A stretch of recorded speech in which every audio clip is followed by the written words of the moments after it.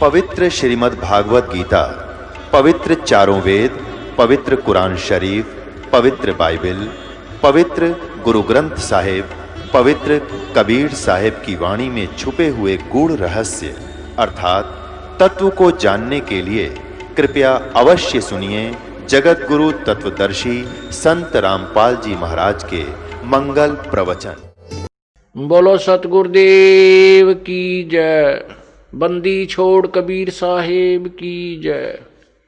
बंदी छोड़ गरीबदास जी महाराज की जय।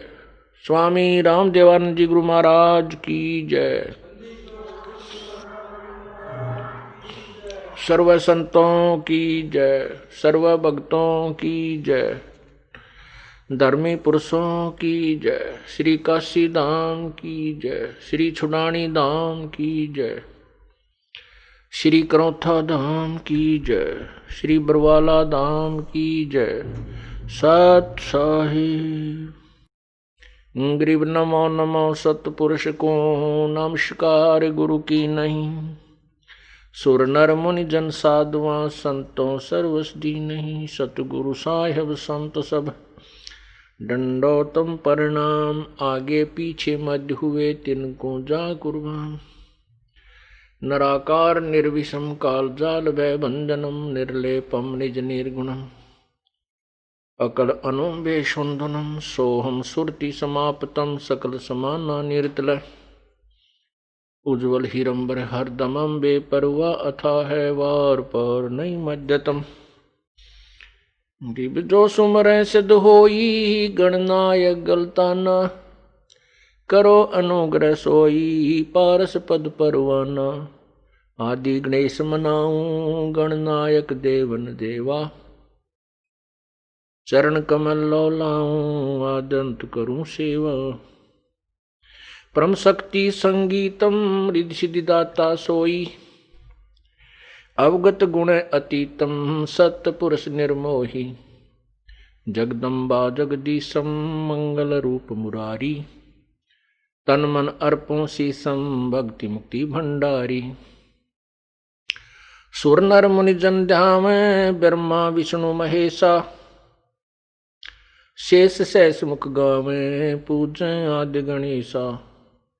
इंद्र कुबेर सरीखा वरुण धर्म राय ध्यान समर्थ जीवन जी का मन इच्छा फल पावे। 33 कोटि आधारा ध्यावे से 88 उतरे भवजल पारा कट है यम की फांसी। 33 कोटि आधारा ध्यावे से 88 उतरे भवजल पारा कट है यम की फांसी। कर जोरूं विनती करूं धरूं चरण पर शीश। गुरु राम देवानंद जी महाराज ने दियो नाम बख्शीश। कोटि कोटि सिजदा करूं कोटि कोटि प्रणाम। चरण कमलम राखियो मैं बांदी जाम गुलाम। जय इब कै सतगुरु मिलें सब दुख आखूं रोए। चरणों ऊपर शीश रखूं कहूं जो कहनी हो। कबीर गुरु जी मिलेंगे पूछेंगे कुशलात। आज अंत की सब कहूं अपने दिल की बात। गुरु जी तुम ना भूलियो गुरु जी तुम ना भूलियो चाहे लाख लोग मिल जाएं। हमसे तुमको बहुत है तुमसे हमको नहीं। तुम्हारे विसारे क्या बने, मैं किसकी शरण में जाऊं। शिव ब्रंच मुनि नारद, तिनके हृदय न समाऊं। अब गुण किए तो बहुत किए, करत न मनी और। बामे बंदा बख्श दियो, बामे गर्दन उतार। अब गुण मेरे बाप जी, बख्शो गरीब नवाज। जो मैं पूत कपूत हूँ, बोर पिता को लाज। मैं अपराधी जन्म का, नक्सक बरे विकार। तुम दाता दुख भंजना, मेरी करो संभार।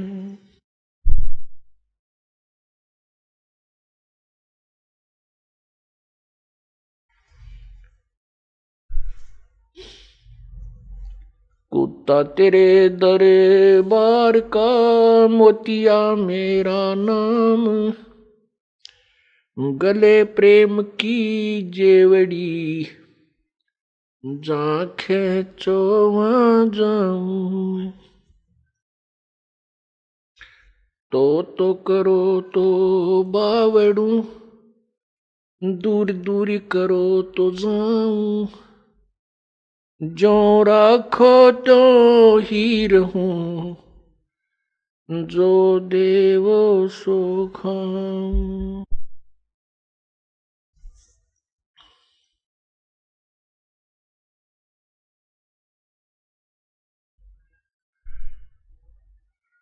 मानुष जन्म दुर्लभ है, मिले न बारंबार। सरोवर से पत्ता टूट गिरे वो, बोर न लगता डर। बंदे तू कर बंदगी, जय चावे दीदारी। अवसर मानुष जन्म का, भाई मिले न बारंबार।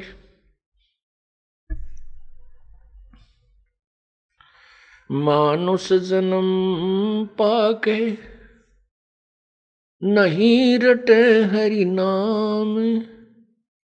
जैसे कुआ जल बिना, फिर बनवाया क्या काम। मात पिता मिल जाएंगे, 184 माँ। सतगुरु सेवा और बंदगी, भाई फेर मिलन की ना।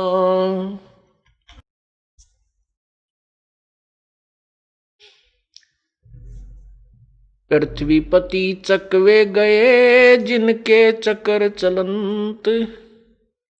ये रावण सरीखे कौन गिने, ऐसे गए अनंत।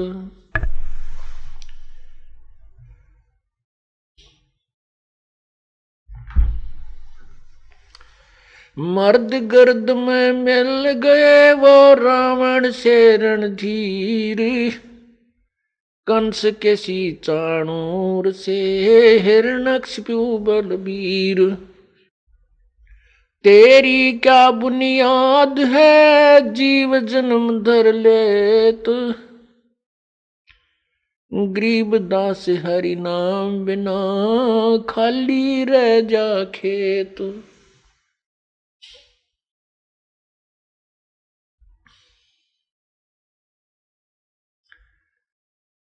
राम नाम रटते रहो, जब तक घट में प्राण। कबहू तो दीन दयाल के, बिनक पड़ेगी कान। सर्व सोने की लंका होती, रावण से रणधीरम। एक पलक में राज विराजीव जम के पड़े जंजीरम मन तू सुख के सागर चल रे भाई और न ऐसा जस रे मन तू सुख के सागर बस रे और न ऐसा जस रे मन तू सुख के सागर बस रे भाई और न ऐसा जस रे।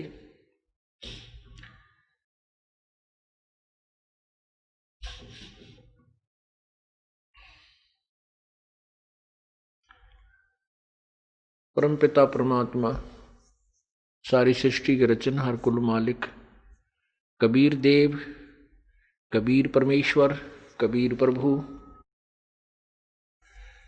अल्लाहु अकबर, अल्लाहु कबीर, अल्लाह कबीर, हक्का कबीर, या इसको कहो रब्बा कबीर, रब कबीर, अपनी अपनी भाषाओं में अपने क्षेत्रीय ज्ञान के अंदर उस परम पिता के नाम है। उनका वास्तविक नाम कबीर देव है। कबीर देव, कबीर साहब, देव माने साहब, परमात्मा, परमेश्वर। वेदों में से कबीर देव, कबीर अग्नि, कबीर मितोजा, अमितोजा, कबीर अमितोजा।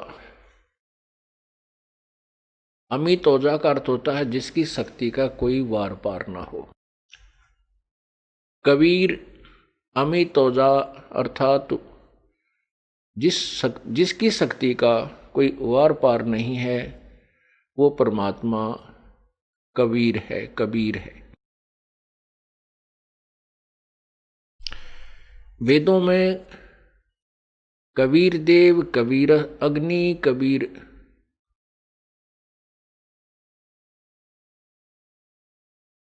परिभू, मनीषी, कबीर मनीषी, ये जो शब्द हैं ये परमात्मा पूर्ण ब्रह्म के वास्तविक नाम की तरफ संकेत है। वेदों में कबीर देव जो शब्द है उसको व्याकरण वालों ने अपनी सोच से उसका अर्थ कवि लिख दिया और कवि का अर्थ उन्होंने कांत प्रत्यय सर्वज्ञ कर दिया। कोई भी नाम है किसी भी व्यक्ति का, उसका कुछ ना कुछ अर्थ होता है। यदि निरर्थक है तो उसका नाम ही नहीं रखा जाता, वो नाम रखा ही नहीं जाता जो निरर्थक होता है।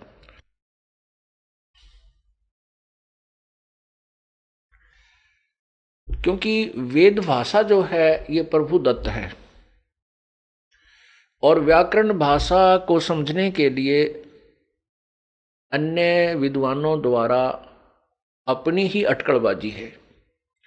व्याकरण गलत हो सकती है, भाषा गलत नहीं है।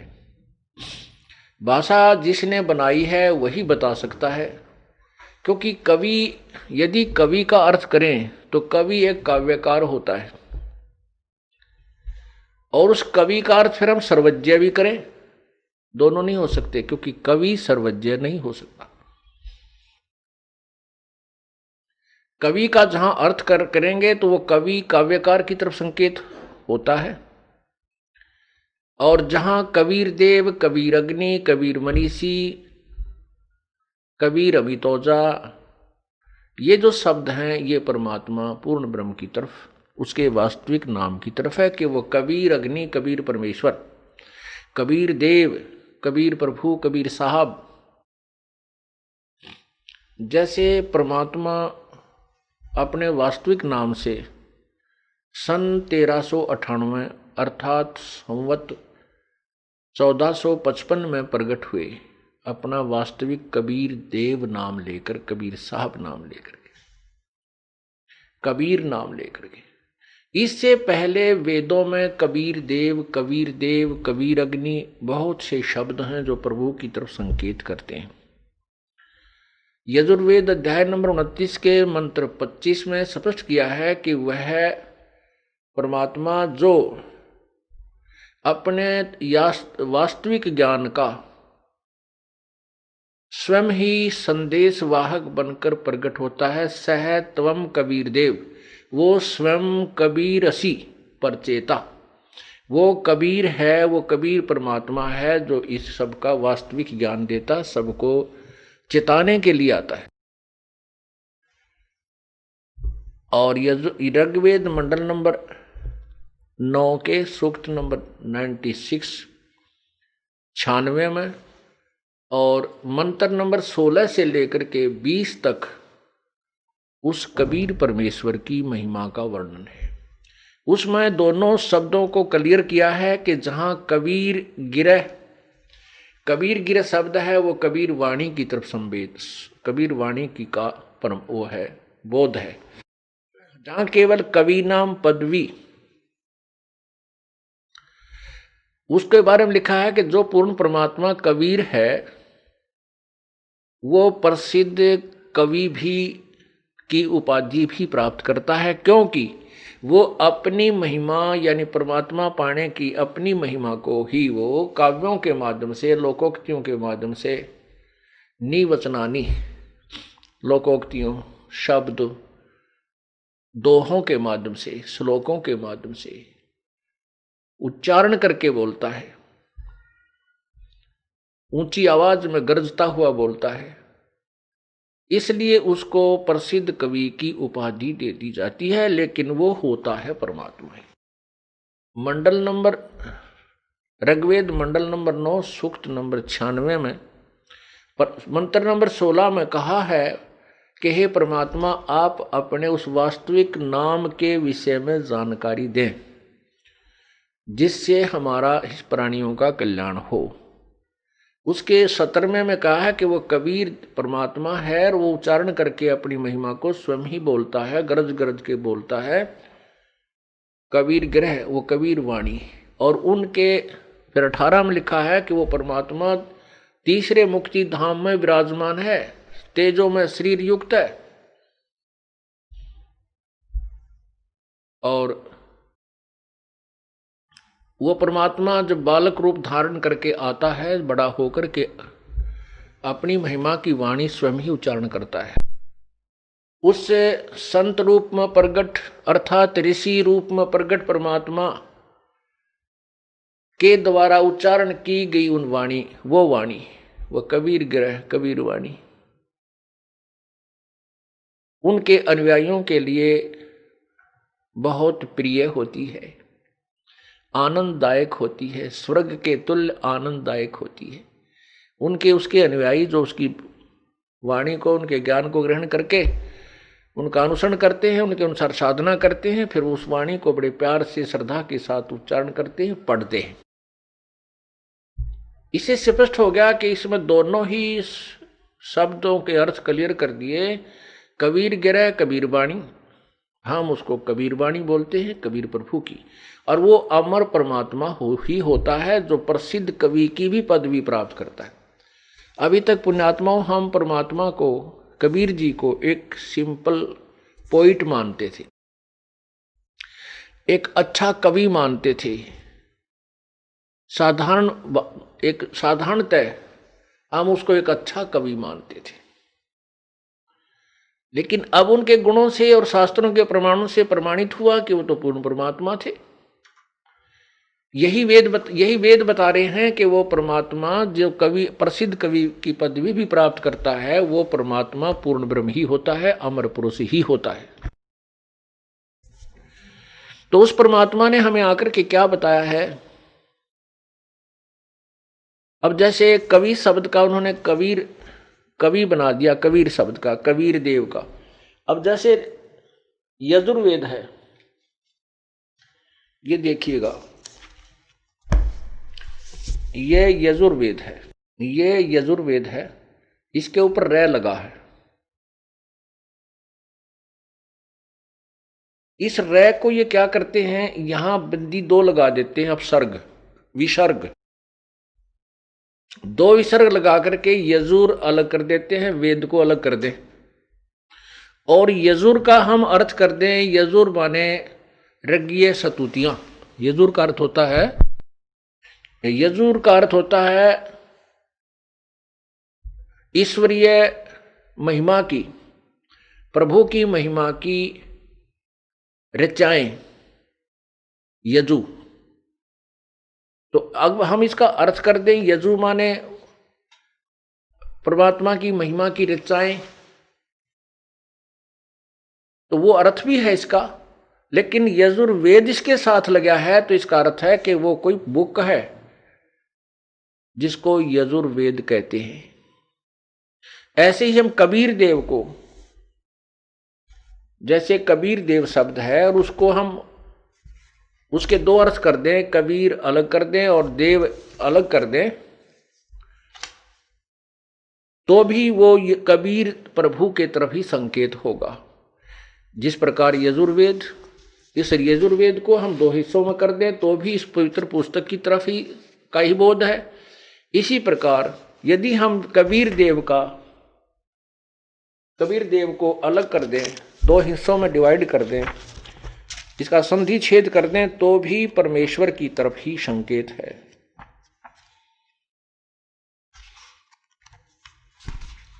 ये देखिएगा, ये परमेश्वर का सार संदेश बुक के अंदर आपको इसकी विस्तृत व्याख्या मिलेगी दूसरे अध्याय में।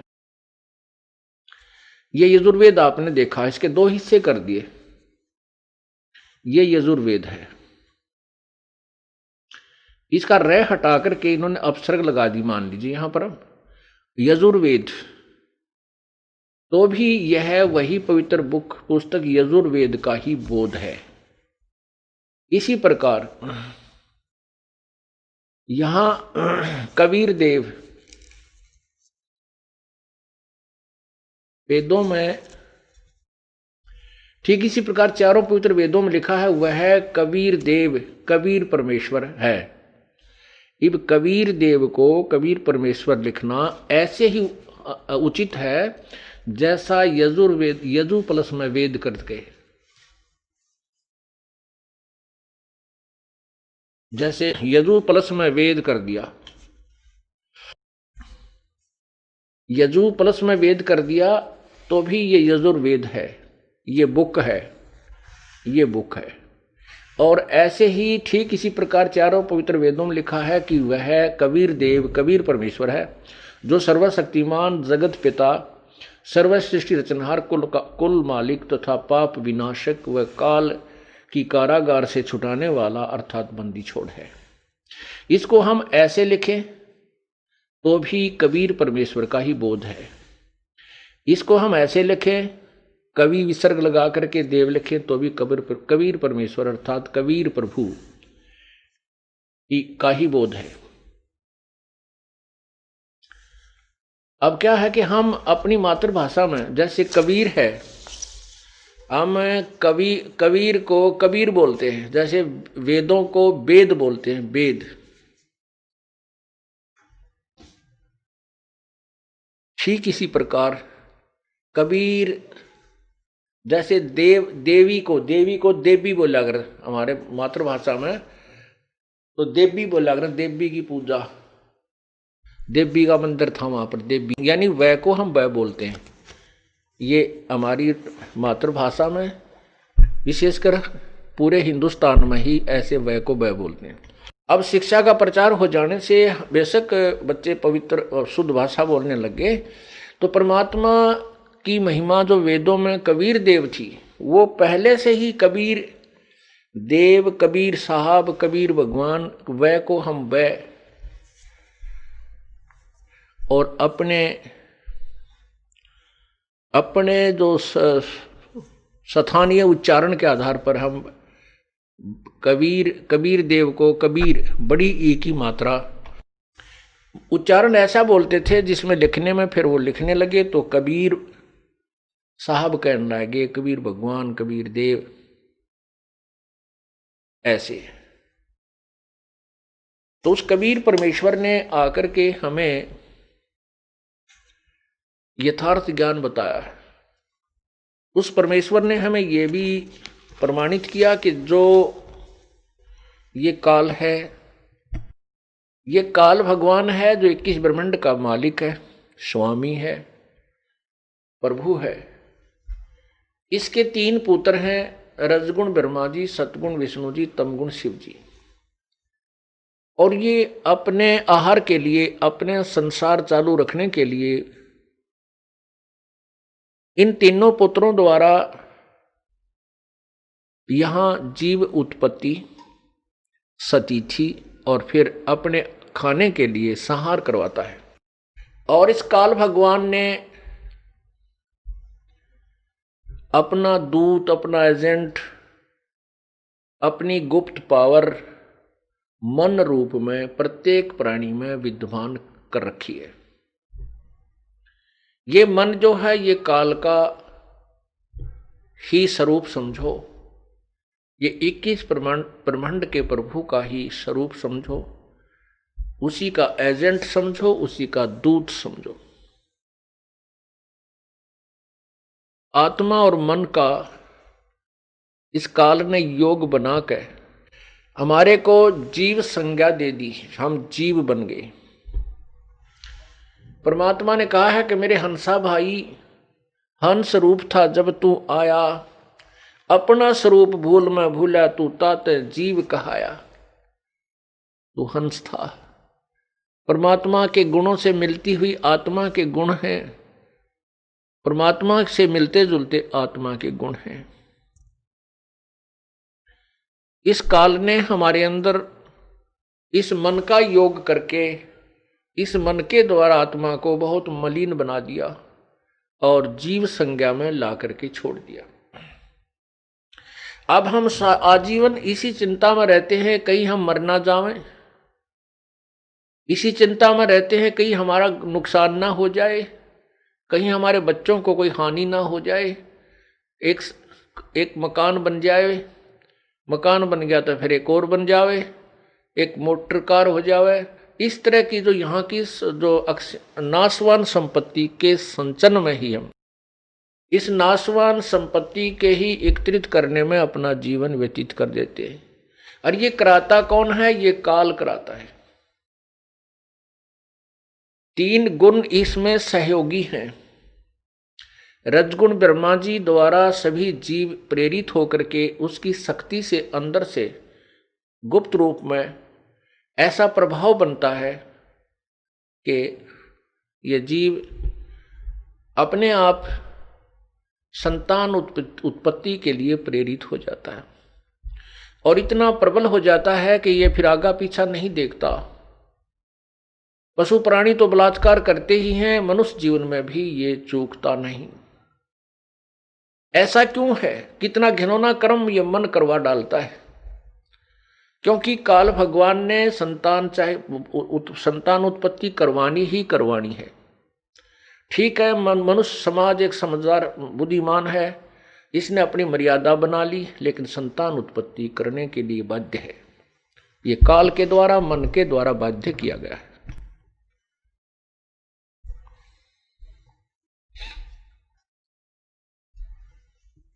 परमात्मा ने क्या बताया है अपनी अमृतवाणी में?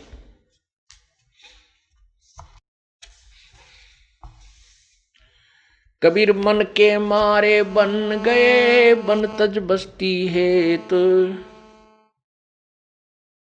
श्रृंगी रसी से पाकड़े, ये मन हेला देत।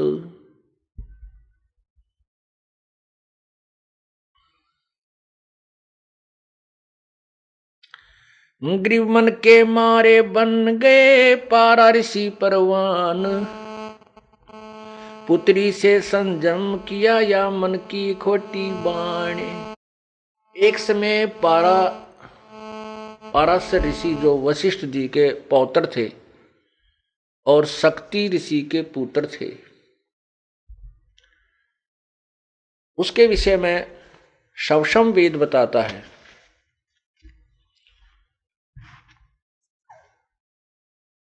कि वो उसकी शादी हुई, विवाह हो गया। विवाह होने के बाद उसको पता चला कि उसके पिता को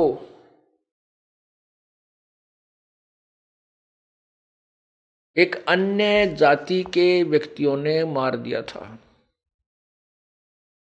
इसलिए वो शादी के तुरंत बाद घर त्याग कर जंगल में सिद्धि शक्ति प्राप्त करने के लिए जाने लगा। उसकी पत्नी ने कहा कि अभी तो हमारा विवाह हुआ है, संतान उत्पत्ति कर लेते हैं, उसके बाद आप साधना पर चले जाना। वो नहीं माना। अपनी पत्नी को समझाया कि मैं अच्छी साधना करके आऊंगा तो अच्छी संतान उत्पन्न होगी। कहने का भाव है कि वो अपनी पत्नी को ये कहकर चला गया कि मैं वहां जाऊंगा जंगल में और कुछ दिन साधना करने के बाद मैं अपनी सुक्रम शक्ति तेरे पास भेज दूंगा किसी कौवे के माध्यम से, और वो मंत्रित होगी, आप विधिवत उसे ग्रहण करना, वो उससे तुझे संतान उत्पन्न हो जाएगी। अब वो जंगल में चला गया। उसने 1 वर्ष के बाद ही अपना बीज शक्ति मंत्रित करके सिद्धि से, सिद्धि एक ऐसी प्रबल शक्ति होती है, वो कुछ क्षेत्र के स्थान को जो ना वातानुकूल बना देती है। उसने एक पीपल के पत्ते पर, वृक्ष के पत्ते पर बीज शक्ति को रखा और उसको पैक किया। एक कव्वे को समझाया कि तू मेरी पत्नी को देख रहा, उस पर एक ताड़ पत्थर के ऊपर पूरा लेख लिख दिया। वो कौवा उसकी बीज शक्ति को लेकर जा रहा था। एक दरिया के ऊपर से गुजर रहा था। दूसरे कौवे ने सोचा ये कोई मांस का टुकड़ा लिए जा रहा है। उस दूसरे कौवे ने उसके ऊपर आक्रमण कर दिया। उनकी छीना झपटी में वो उस पात्र में पैक वीर्य दरिया में गिर गया। वो एक मछली ने खा लिया। उस मछली के गर्भ रह गया। 9 महीने के बाद एक मछियारे ने, जो नाविक का काम भी करता था, वहां व्यक्तियों को आर पार निकाल देता था दरिया से, मैं अपनी मेहनताना करता था, मजदूरी करता था, नाविक था। उस मल्लाह ने एक मछली पकड़ी, उसको काटा। वो काफी फूली हुई थी। उनको पता होता था कि इसमें या तो ये गर्भवती है या फिर इसने कोई वस्तु अंदर ग्रहण की हुई होती है। कई बार मछलियों में का स्वभाव है, किसी का गहना जेवरात गिर गया उसको भी खा जाती थी। ये लोग ऐसे काटा करते थे। उसने धीरे धीरे उसको काटा तो देखा उसमें एक सुंदर लड़की है। उस लड़की को उसने पाला पोसा। वो 12, 14, 13 वर्ष की होगी। और वो लड़की खाना लेकर के अपने पिता के पास आती थी। जिसमें पिता खाना खाता था और कोई यात्री आ जाता था तो वो लड़की उसको दरिया से पार कराती थी। ऐसे ही 13-14 वर्ष साधना करके जब पाराशर ऋषि वापस आ रहे थे, उस समय वो लड़की जो उसी की लड़की थी, पाराशर ऋषि की लड़की थी, उसी की बीज शक्ति से मछली में उत्पन्न हुई थी। वो लड़की खाना लेकर के अपने नाविक पिता की, यानी पालक पिता की, वो पालक पिता था, जन्म देने वाला पिता नाविक नहीं था, मल्लाह नहीं था। वहां खाना लेकर गई हुई थी, रोटी लेकर गई हुई थी, तो मल्लाह खाना खा रहा था। उधर से पाराशर ऋषि अपने घर में जाकर के जाने की धुन में था। जंगल से आ रहा था और शहर की तरफ उसने जाना था। तो उसने आकर के मल्लाह से कहा कि मल्लाह मुझे शीघ्र दरिया से पार कीजिए। अब उस मल्लाह को पता होता था, वहां मल्लाहों को, कि भाई इधर से जो ऋषि लोग आते हैं वो एटम बम बनकर आते हैं, वो सिद्धियां युक्त आते हैं। यदि उनके अनुसार अनुकूल काम नहीं किया गया तो ये श्राप दे करके सर्वनाश कर सकते हैं। इतनी इनके पास सिद्धियां होती हैं। इन बातों को प्रतिदिन अपने माता पिता से भी, वो लड़की जो पालक माता पिता से, वो लड़की, उसका नाम मछोदरी रख दिया, मछोदरी। मच्छोदरी माने मछली के उदर से उत्पन्न होने वाली, मछली के पेट से उत्पन्न होने वाली मच्छोदरी। वो मच्छोदरी भी उस पालक माता पिता से सुना करती थी कि ये सिद्ध ऋषि बड़े श्राप दे देते हैं, जिसको श्राप देते उनका विनाश हो जाता है, जिनको आशीर्वाद देते वो फल जाते, उनको लाभ बहुत होता है। इससे वो लड़की भी पूर्ण परिचित थी। जो ही वो पाराशर ऋषि वहां पहुंचे, उसने मल्लाह से कहा कि मुझे दरिया से पार करो। मल्लाह कहने लगा, ऋषिवर मैं आहार कर रहा हूं और भोजन से उठना अनदेव का अपमान है। इससे ऋषि लोग भी परिचित थे, क्योंकि पहले अकाल बहुत गिर जाते थे, परमात्मा तुरंत सजा दे देता था, पापी लोग थोड़े होते थे। तो उसने कहा कि आप अपनी कन्या को भेज दीजिए, मुझे बहुत जल्दी जाना है। तो उसको पता था कि अब इसका ना नहीं किया जा सकता। उसने अपनी लड़की से कहा, बेटा आप महात्मा जी को परले पार कर आइए। अब परमात्मा कहते हैं,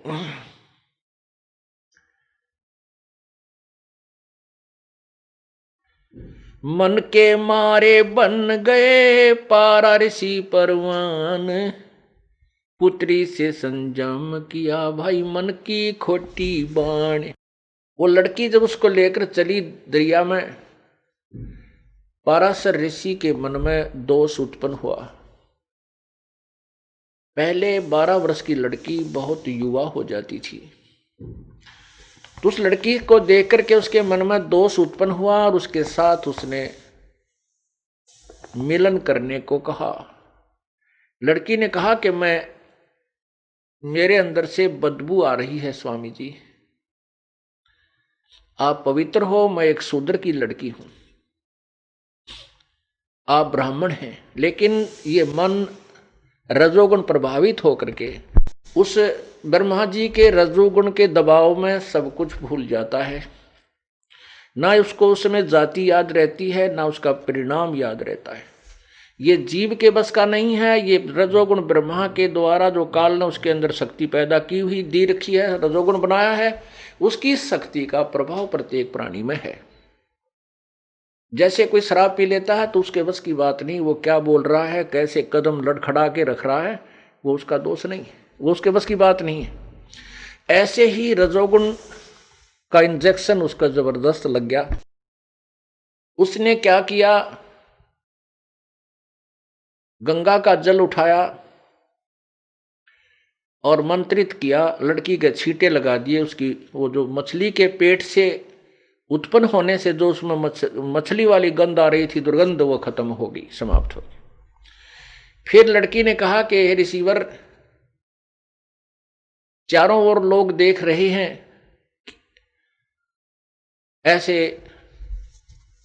आपको लज्जा नहीं आती। उसने क्या किया, गंगा का जल उठाया और मंत्रित किया, चारों तरफ छिड़क दिया। कुछ क्षेत्र में धुंध ही धुंध हो गई।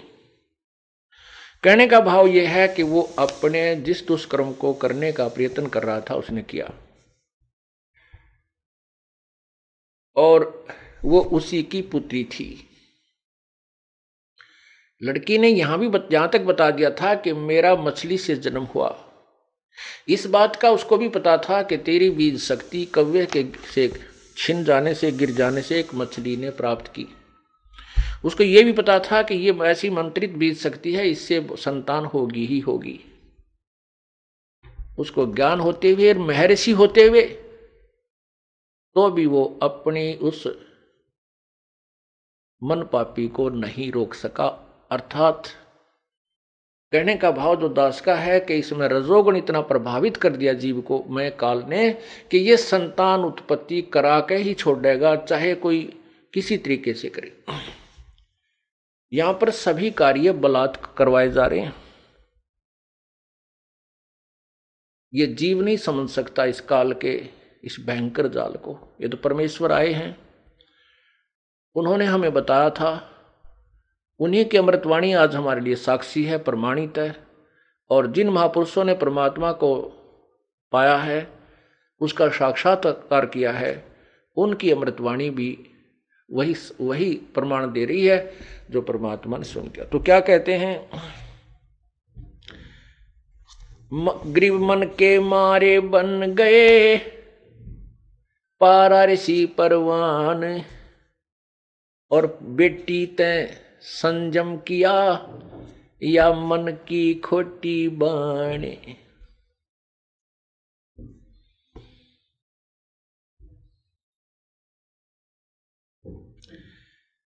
ग्रीव सुरपति का तो मन चला गौतम ऋषि की नार। इंद्र सेंस बग हो गए लगी चंद्र मृग छार। सुरपति देवताओं के राजा में भी यही गंध भरा हुआ है। सुरपति देवताओं का मालिक, देवताओं का स्वामी, देवराज इंद्र अपने गुरुदेव बृहस्पति की पत्नी के साथ ऐसे ही उसने मुंह काला किया, धोखा देकर के गौतम ऋषि का रूप बनाकर गया। फिर गौतम ऋषि ने उसको श्राप दे दिया। इंद्र को 1000 पूरे शरीर पर स्त्री इंद्रियां बन गई, जैसे फोड़े हो जाते हैं। पुण्यात्माओं, रजोगुण प्रभावित होकर के एक ही इंद्री कितना परेशान कर डालती है। ये उसको सजा मिली इंद्र ने जो जुल्म किया था। उसके बाद कहते दुर्वासा का मन चला तन मन जन बैराग। मल अखाड़े मोहिया सुने उर्वशी राग। दुर्वासा जी यहाँ बहुत बड़े ब्रह्मचारी और बड़े अच्छे सिद्ध पुरुष प्रसिद्ध थे।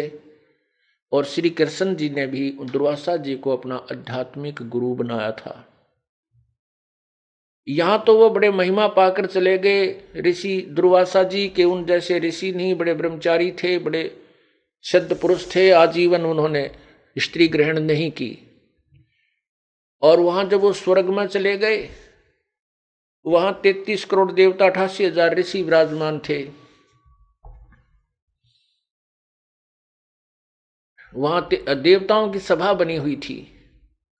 उसमें लड़कियां डांस कर रही थी, उर्वशी। दुर्वासा के मन में दोष आया। उसने एक भंवरे का रूप बनाया। भंवरा बना, उस लड़की के अर्धनग्न जो शरीर था, जो उसके सतन थे, उनको जाकर काट दिया अपनी उस गंदी नीत तय।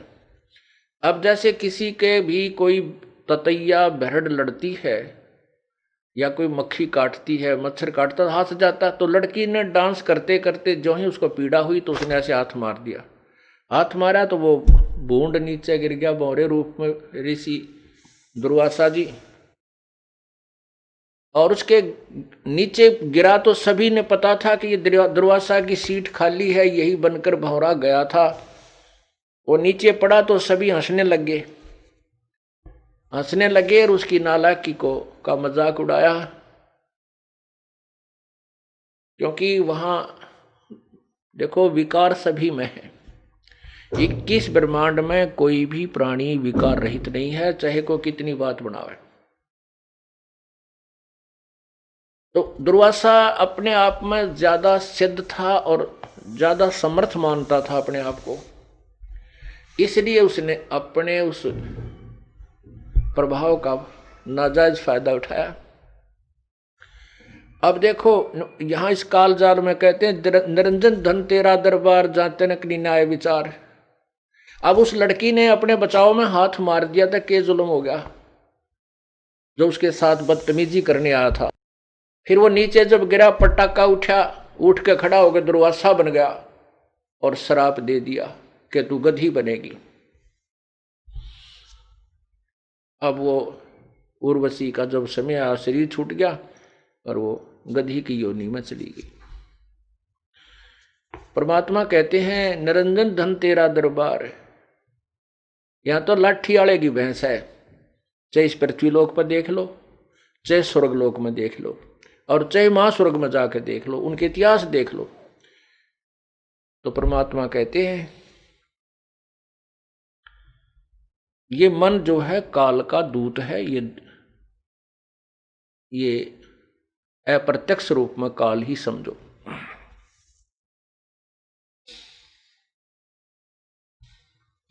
गरीब दुर्वासा का मन चला, तन मन जन बैराग।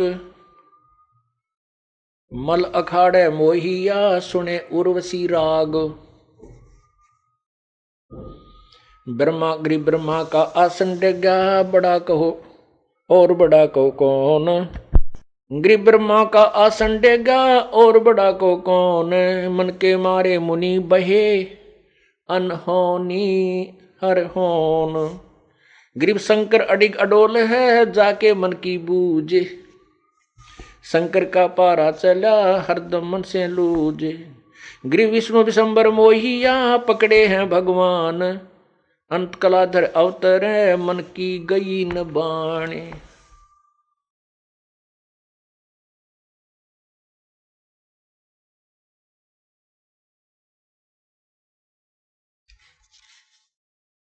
गरीब जुगन जुगन के दाग हैं, ये मन के मैल मसंडे। भाई नहाए से उतर नहीं, 68 तीर्थ दंड।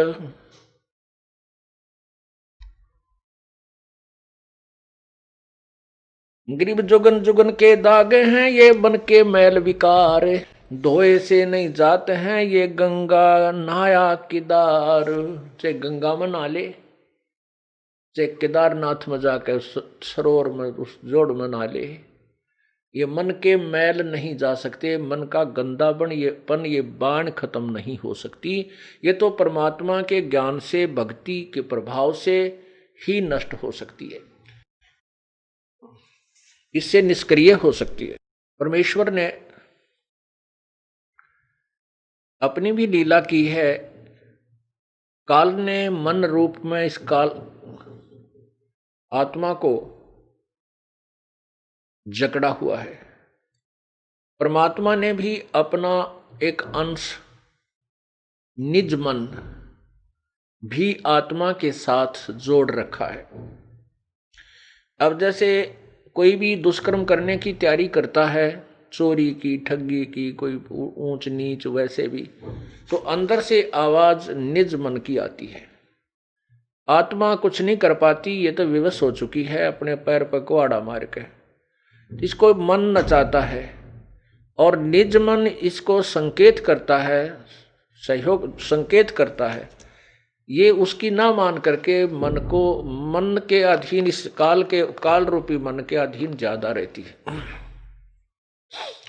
और जब हम परमात्मा से जुड़ जाते हैं तो निज मन अर्थात उसको जीव आत्मा कहो, मन, वो निज मन कहो, वो उस आत्मा को भ्रमित नहीं होने देता। क्योंकि परमात्मा भी इस शरीर में, जैसे काल ने अपना दूध छोड़ दिया और स्वयं अलग रहता है, ऐसे परमात्मा ने भी अपनी एक शक्ति छोड़ दी, उसको निज मन कहते हैं। तो क्या बताते हैं,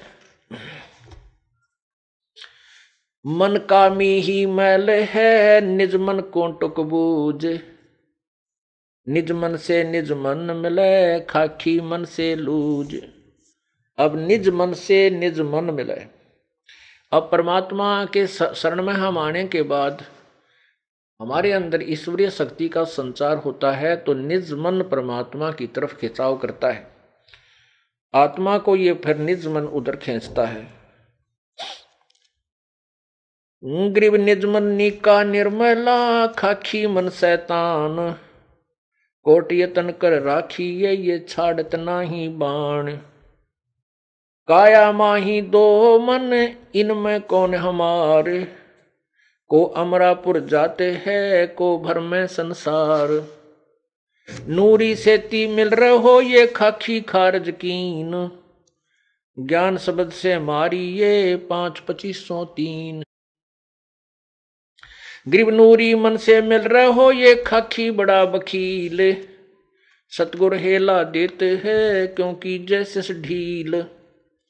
ग्रीव खाखी रोड़ा बाटे का, यो नूरी निर्गुण नूर। इस उसमें बहु अंतरा, खाखी से रहो दूर। खाखी मन ये काल है। खाखी का अर्थ होता है खोखला, व्यर्थ, खोखा। जैसे किसी कवर होता है, ऊपर डिब्बा डिब्बे में सामान निकाले और ऊपर बड़ा सुंदर वो डिब्बा रखा हो तो ऐसा लगता है जैसे इसमें वही वस्तु है। इसको खोखापुर भी कहा इस काल के लोक को। ये खोखापुर है, ऊपर से कुछ है, अंदर इसमें गंध कुछ भरा हुआ है। खाखी रोड़ा बाटे का नूरी निर्गुण रू नूर, इस उसमें बहु अंतरा खाखी से रहो दूर। खाकी मन खैला भया खाता है नित नित खेत, नूरी रखवाला रखो हो हटके प्रेम सहेत। अब परमात्मा कहते हैं जब हम प्रभु पूर्ण परमात्मा के ज्ञान से परिचित हो जाते हैं उस समय इस मन को हम कैसे मारते हैं, कैसे इसका जो बचाव करते हैं, इससे क्या बताते हैं। रोहो रो हरे मन मारूंगा, ज्ञान खड़क संघारूंगा, डामा डोल न हुजे रे, तुझको निज धाम न सूझे रे। सतगुर हेला देव रे, तुझे भवसागर से सिखेवे रे, 84 तुरत मिटावे रे, तुझे जम से आन छुड़ावे रे। कहा हमारा की जय रे, सतगुरु को सिर दी जय रे, अब लेखे लेखा होई रे, ये बहुर न मेला कोई रे। शब्द हमारा मानो रे, अब नीर खीर को छानो रे, तू बहज मुखी क्यों फिरता रे, अब माल बिराना हरता रे। तू गोला जात गुलामा रे, तू बिसरा पूर्ण रामा रे, अब दंड पड़े सिर तो ही रे, त अगली पछली खोई रे। परमात्मा इस मन के माध्यम से इस जीवात्मा को समझा रहा है और कह रही हैं कि इस नकली मन की बातों में मत आओ, काल के इस चोचलों से बचो, अन्यथा आप अपनी पूर्व जन्म की कमाई को बर्बाद कर जाओगे और भविष्य में कुछ नहीं बन पाओगी। इसलिए कहते तूने अगली पछली सब खोई रे। पीछे वाली जो पूर्वजन्म की कमाई थी जिसके कारण तुझे मानव शरीर मिला, इससे आपने आगे और पुण्य कमाने थे, परमात्मा का नाम लेना था, पुण्य करने थे, पूरे सतगुरु की शरण ग्रहण करनी थी। वो ना करके इस मन के अधीन हो करके और यहीं बीड़ी शराब मांस तम्बाकू सांग सिनी में देख जाग के कोठी बंगले कार खरीद के इसको बर्बाद कर रहा है अपनी पूर्व जन्म की कमाई को, और भविष्य की बना नहीं रहा। क्योंकि यदि भक्ति कर रहा है तो शास्त्र विरुद्ध कर रहा है, वो भी व्यर्थ है। तू गोला जात गुलामा रे, तू बिसरा पूर्ण रामा रे। कहते मन तू निकम्मा हो गया और उस पूर्ण परमात्मा को भूल चुका है। दंड पड़े सिर तो ही रे, ते अगली पिछली खोई रे। तेरे सिर पर दंड पड़ेगा, तू 84 लाख योनियों में कष्ट उठाएगा। करत गनी तू बड़ुआ रे, तुझे लाग गए साहेब कड़ुआ रे। इस मन को परमात्मा कह रहे हैं कि तुझे रागनी अच्छी लग गए, फिल्मी गाने बढ़िया लगे, माया जोड़ने के लिए कितना प्रयत्न करवा ले, रात और दिन झूठ कपट, खड़ा होकर रुके मारे जा, ले 2 के 20 10 के 20 10 के 20, और 2 घंटे नो के भगवान भी याद कर ले, कति नहीं अच्छा लगता, इसने रुचि ही नहीं बनती। तो यहाँ क्या कहते हैं, मन करत गनी तू बड़ुआ रे, तुझे लाग गए साहेब कड़ुआ रे। तुझे भगवान कड़ुआ लग रहा है। मन मारूंगा मैं दाना रे, सतगुरु शमशेर समाना रे। अरे मन तन काट जलाऊं रे, दिखे जा आग लगाऊं रे। अरे मन अजब अलामा रे, तन बहुत बिगाड़े कामा रे। हैरान हवानी जाता रे, सिर पीटे ज्ञानी ज्ञाता रे। कहते हैं इतना उस्ताद है ये काल का एजेंट मन। ज्ञानी और ज्ञाता बड़े बड़े ऋषि सभी सिर पीट रहे हैं, इनसे ऐसी ऐसी भयंकर गलतियां करा देता है और संसार में निंदा के पात्र बनते हैं और फिर ये पछताते रहते। कबीर मन के मते ना चालिए, मन है पक्का दूत, ले छोड़े दरिया में फिर जावे हाथ से छूट। अब जैसे विश्वामित्र तप कर रहा था, इंद्र ने उर्वशी भेज दी, उसके साथ रही पत्नी रूप में, फिर एक कन्या का जन्म दे करके उस नवजात कन्या को उसी के पास छोड़कर चली गई और कह दिया, ऋषि जी तेरा और मेरा इतना ही संयोग था, पाल तेरी बेटी ने, तू काय का ऋषि है, घर से चला था क्या करने के लिए और यहाँ कर बैठा क्या, ऐसा कहकर वह निकल गई। उसका नाम शकुंतला रखा।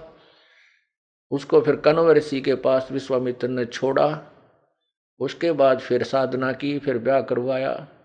परमात्मा कहते हैं जब तक हम परम पिता कबीर परमेश्वरी की शरण में नहीं आएंगे, यो काल दाव लगाया रहता है, छोड़ देता मन को खुला। ये पता नहीं कितनी साधना करने कहाँ जाता है, किसी ऋषियों से मिलता है, वो जैसे उसको ज्ञान दे देते हैं वो डट कर साधना करता है, उससे एटम बम बन जाता है। कुछ सिद्धि आ जाती है, सिद्धि आने के बाद फिर ये किसी की नहीं मानता, चाहे भगवान आकर समझा दे कबीर साहब, फिर नहीं मानता। थोड़ा सा कोई प्रभु बन जाए, 20, 30, 50, 100, 200 शिष्य बन जाए, फिर ये नहीं मानता। गधा बनना मंजूर है, चाहे उसने समर्थ दिखा दे के देख तेरे साथ ऐसे बनेगी, तो नहीं मानता। परमात्मा कहते हैं राज तजना सहज है, सहज त्रिया का नेह, और मान बड़ाई ईर्षा वही दुर्लभ तजना ये। तो काल ने तो हमारे नाना प्रकार के फांस बांध रखे हैं कि किसी न किसी में तो यूं जकड़ा ही रहेगा। वो तो परमात्मा आते हैं, सभी बंधन काट देते हैं, इसलिए वो बंदी छोड़ कहलाते हैं। अमर करूं सतलोक पठाऊं, तात बंदी छोड़ कहाऊं। परमात्मा कबीर जी कहते हैं अमर करूं और सतलोक पठाऊं, ताते बंदी छोड़ कहाऊं। काल के सभी बंधन कटने के बाद ही हम अमर होंगे। वो अमर बंदी छोड़ यानी हमारे बंधनों को काटने वाला, छुड़वाने वाला वो कबीर ही है।